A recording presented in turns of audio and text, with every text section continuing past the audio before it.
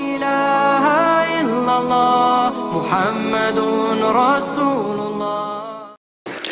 الله أكبر الله أكبر الله أكبر الله أكبر الله أكبر الله أكبر الله أكبر الله أكبر الله أكبر كبيرا والحمد لله كثيرا وسبحان الله بكرة وأصيلا لا إله إلا الله والله أكبر الله أكبر ولله الحمد الحمد لله الذي أرسل رسوله بالهدى والدين الحق ليظهره على الدين كله ولو كره المشركون أشهد أن لا إله إلا الله وأشهد أن محمدًا عبده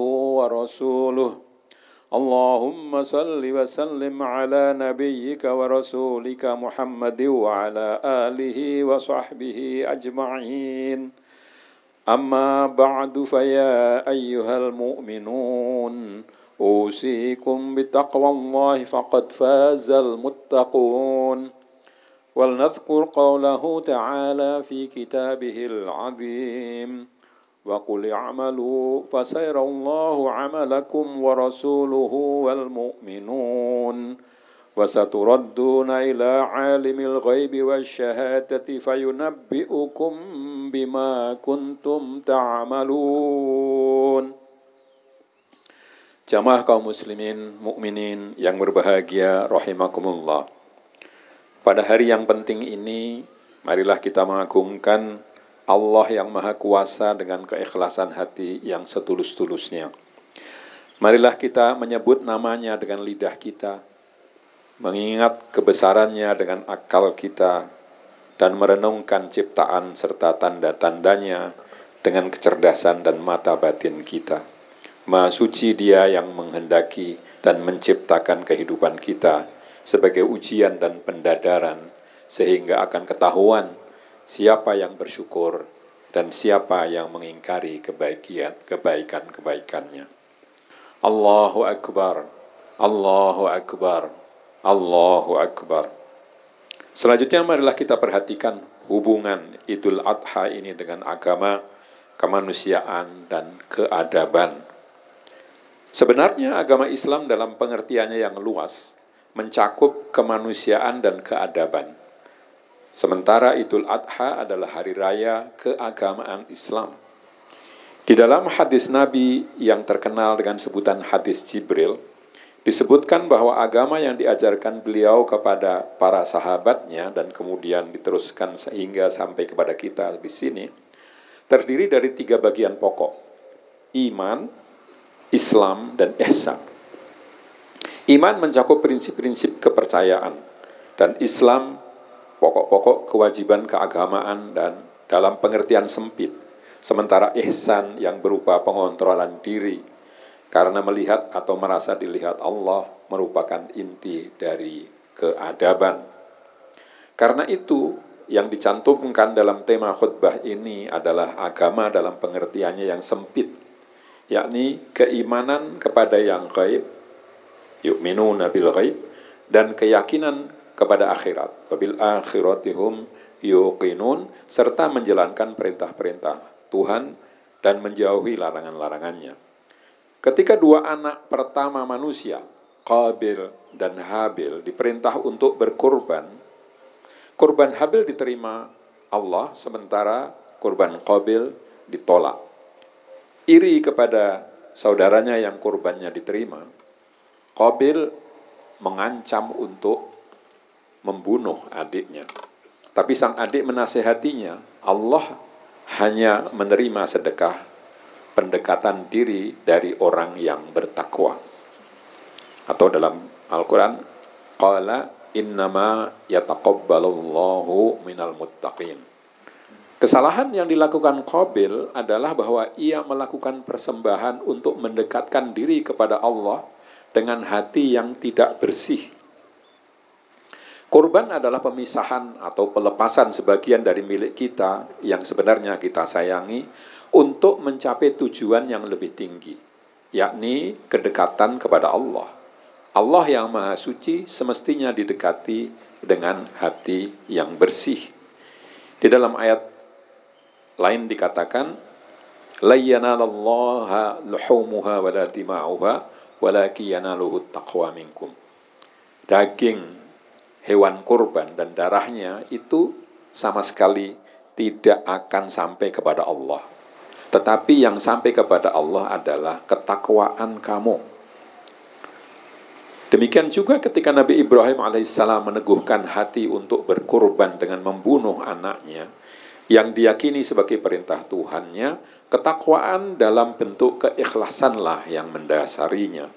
Jadi agama bukan ibadah lahiriah yang dijalankan semata-mata untuk menjalankan perintah dan menghindari perbuatan terlarang semata-mata karena adanya larangan, melainkan keikhlasan hati untuk hidup dekat dengan Allah yang pasti akan membimbing siapapun yang dekat dengannya dan mendekatkan diri kepadanya.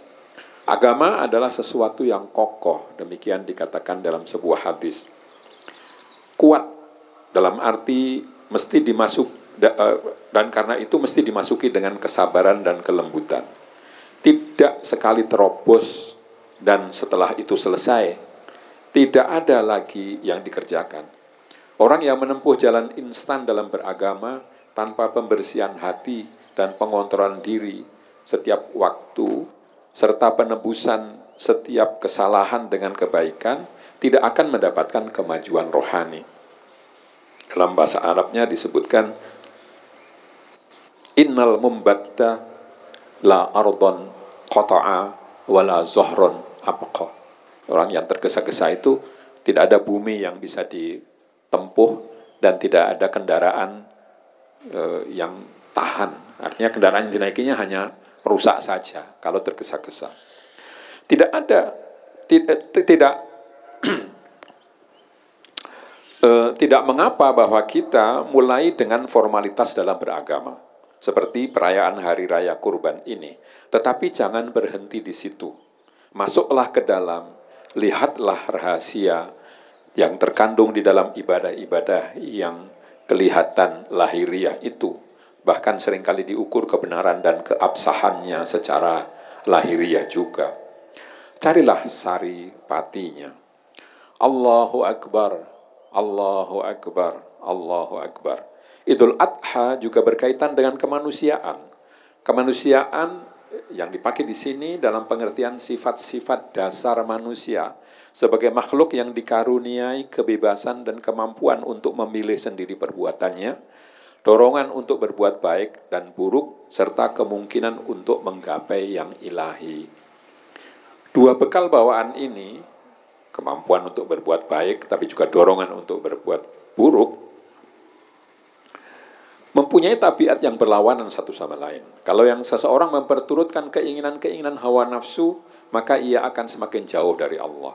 Sebaliknya, kalau orang mendekatkan diri kepada Allah dengan menggunakan kemampuannya untuk menalar, kemampuannya untuk menimbang, maka ia mesti menahan keinginan-keinginan nafsunya dan nantinya akan sampai kepada Allah.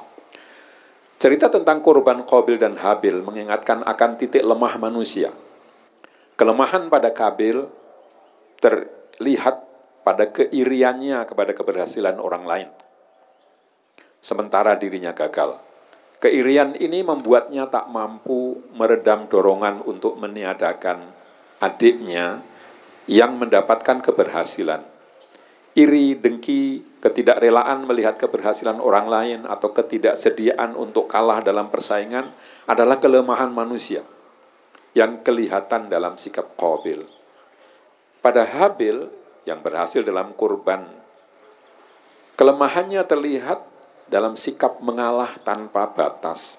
Tidak ada tindakan mempertahankan diri ketika kakaknya hendak membunuhnya, walaupun alasan yang diajukan adalah bahwa ia takut kepada Allah.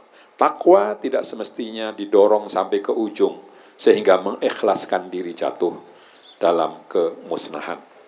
Sikap Nabi Ibrahim dalam mengorbankan anaknya dapat dilihat sebagai memperturutkan iman sampai ke ujung, sampai melaksanakan tindakan yang secara pertimbangan lahiriah meniadakan anaknya sendiri. Walaupun peniadaan anak ini tidak terjadi, namun jelas bahwa kepercayaan beliau terhadap perintah yang diterima dari mimpi dapat dilihat sebagai kelemahan manusia. Pilihan sulit antara memenuhi perintah dan meniadakan anak. Ketika yang ditiadakan itu bukan nyawa, pilihan beliau ambil sangat terpuji. Akan tetapi ketika berhadapan dengan nyawa orang, pilihan itu menunjukkan kelemahan manusia dalam menghadapi dilema. Penggantian anak dengan hewan kurban yang kemudian dapat menutup kelemahan itu. Ada baiknya kalau diingat dialog beliau dengan putranya. Falamma balagha ma'ahu as-sa'ya qala ya bunayya inni ara fil manami anni adbahuk fanzur madza tara qala ya abati if'al ma tu'mar satajiduni insyaallahu minas sabirin. Ketika anak Nabi Ibrahim sampai pada umur sanggup berusaha bersamanya, Nabi Ibrahim berkata, wahai anakku, sesungguhnya aku bermimpi bahwa aku menyembelihmu, maka pikirkanlah bagaimana pendapatmu. Anaknya menjawab, wahai ayahku, lakukanlah apa yang diperintahkan Allah kepadamu. Insya Allah engkau akan mendapatiku termasuk orang yang bersabar. Di sini pun kelihatan kelemahan manusia pada sikap putra Nabi Ibrahim alaihissalam, menerima tanpa reserve perintah yang diterima ayahnya, tanpa sanggahan sama sekali, walaupun itu akan meniadakan dirinya. Idul Adha semestinya juga mengingatkan orang beriman akan kemalangan orang lain di seluruh penjuru bumi. Masih banyak orang yang tertindas oleh sesama manusia. Apakah itu dari unsur bangsa sendiri atau bangsa lain? Apakah itu karena keserakahan, si kuat dan kecerobohannya, atau kedua-duanya? Semangat berkorban semestinya akan menanggulangi itu. Namun kenyataannya peniadaan masih terus terjadi di mana-mana. Karena itu, pada saat merayakan hari raya ini, semestinya lah kita menyadari kemalangan orang-orang lain dan selanjutnya menyebar-nyebarkan semangat berbagi kepada sesama. Allahu Akbar, Allahu Akbar, Allahu Akbar. Jamaah kaum muslimin yang berbahagia, kemampuan manusia sebagai ras terbukti sangat besar, hampir tak terbatas dan terbukti dapat menjadi negatif ketika diperturutkan. Karena itu perlu keadaban dalam pengertian kemampuan membawa dan membatasi diri. Kata adab berasal dari bahasa Arab yang semula berarti undangan untuk makan bersama. Sebelum mendatangi perjamuan, orang biasanya mematut-matut diri, mandi, bersisir, berpakaian rapi, dan sebagainya. Dalam perjamuan pun ia mesti memperhatikan etiket permakanan. Ini berarti bahwa keadaban berkaitan erat dengan tata relasi dengan orang lain, terutama kesopanan dalam berbicara, bertindak, dan berkomunikasi. Dengan begitu, keadaban mengandung pengertian kesediaan untuk berbagi dengan orang lain. Berkorban dalam kaitan dengan keadaban adalah mengurangi kebebasan diri agar orang lain dapat mendapatkan kebebasan. Mengurangi milik kita agar orang lain dapat terkurangi beban kemiskinannya. Mengulurkan tangan kepada sesama yang membutuhkan pegangan, mengurangi egoisme agar yang lain dapat ruang kebebasan. Semangat berbagi, membuka diri, mengurangi beban sesama, menenggang orang lain agar dapat keluar dari kenaifan dan kesalahan, inilah sebagian dari keadaban. Walaupun akhir-akhir ini kita tahu bahwa orang seringkali mudah emosi menghadapi orang lain yang melakukan tindakan kesalahan. Ini jauh dari keadaban. Seorang guru ngaji dari Loano, Purworejo, konon beliau ini adalah guru dari Kiai Soleh Darat, dan Kiai Soleh Darat adalah guru dari Kiai Ahmad Dahlan dan Kiai Hasyim Asy'ari. Jadi ini mbah guru dari pendiri Muhammadiyah dan pendiri Nahdlatul Ulama. Beliau menulis satu kitab nazom yang dinyanyikan. Ketika kecil saya dulu menyanyikan nazom itu sebagian. Bismillahirrahmanirrahim. Sun mimiti anare ngakali bocah mbok menawa lawas-lawas bisa pecah, bisa mikir, bisa ngrasa, bisa genah ngarep-arep kabeh iku min fadlillah. Aku memulai membuka akal anak-anak dengan menulis nazam ini agar lama-kelamaan potensinya dapat menjadi aksi dalam bentuk mampu berpikir, mampu merasa, dan mampu membawa diri. Semua itu aku harapkan dikaruniakan oleh Allah. 3 kecakapan jiwani yang dicoba dididikkan oleh sang kiai sungguh menarik untuk diperhatikan. Dalam pendidikan kita yang saat ini lebih banyak memperhatikan capaian kecakapan lahiriah, kurang memperhatikan pengembangan kecakapan batin yang mewujud dalam keadaban, yang dalam bait di atas disebut mampu merasa dan membawa diri. Sebenarnya sulit menerjemahkan kata genah dalam bahasa Jawa ke dalam bahasa Indonesia, tapi saya terjemahkan dengan kemampuan membawa diri. Maka banyak ulama yang mengatakan al-adabu qabla al-ilmi. Adab itu mesti mendahului ilmu. Jangan ilmu dulu baru mencari adab, tapi usahakan beradab dulu baru berilmu, atau bersama-sama tapi dalam pelaksanaannya ilmu selalu didasari pada keadaban. Allahu Akbar, Allahu Akbar, Allahu Akbar. Jamaah kaum muslimin yang berbahagia, marilah sekarang kita lihat keadaan masyarakat kita untuk melihat apakah tanda-tanda Allah dilihat dengan baik dan dijadikan pelajaran, ataukah orang lebih banyak mengikuti keinginan sendiri. Kita tengok bersama bagaimana orang berlalu lintas di jalan-jalan di kota Jogja, termasuk di lingkungan pendidikan. Apa yang terjadi? Banyak yang mengendarai kendaraan dengan kencang, banyak yang tetap menjalankan kendaraan walaupun lampu lalu lintas di depannya sudah menyala merah. Banyak pula yang tidak memberi sen ketika akan membelok, tidak jarang pula yang membelok zigzag atau memberi sen ke kanan tapi beloknya ke kiri. Kita juga tidak jarang mendapatkan orang-orang yang memarkir kendaraan di tempat-tempat yang seharusnya orang tidak memarkirnya. Seperti di jalanan sempit, di dekat belokan, dan di suatu sisi sementara mobil lain sudah parkir di situ, dan di sisi lain, dan seterusnya. Akibatnya perjalanan lalu lintas menjadi terganggu. Apa yang menyebabkan orang-orang ini melanggar aturan dan meninggalkan sopan santun di jalan? Bukankah itu keinginan nafsu? Nafsu ingin cepat sampai, nafsu menang sendiri, egoisme, dan semacamnya. Ya, orang-orang yang melakukan itu tidak peduli apakah perbuatannya akan menimbulkan kesulitan nanti. Tidak mengertikah mereka lebih banyak? Mereka sudah mengerti sebetulnya, tetapi pengetahuan itu tidak terwujud dalam tindakan. Orang hanya mengikuti apa yang mudah dikerjakan. Dalam hal ini kita tidak memikirkan setiap hal yang kita lakukan. Kita melakukan banyak hal begini saja secara spontan, tanpa pertimbangan nalar dan nurani. Karena itu diperlukan pembiasaan, dan apa yang sudah terbiasa akan kita lakukan begitu saja. Ketaatan kepada aturan memang sesuatu yang masih harus terus diusahakan di negeri ini. Barangkali lebih tepat dikatakan perlu peningkatan kesadaran akan hukum ya, yang sudah banyak diundangkan. Yang kurang adalah pelaksanaan yang memerlukan pelatihan dan kontrol. Sayangnya kontrol ini sangat lemah di dalam masyarakat kita. Allahu Akbar, Allahu Akbar, Allahu Akbar. Kaum muslimin yang diberkati Allah, apakah yang mesti kita lakukan untuk memperbaiki keadaan ini? Ada beberapa hal yang dapat dicoba. Pertama, mulai dengan diri sendiri. Adakah aku dapat melakukan sesuatu yang memperbaiki diriku sendiri? Ya.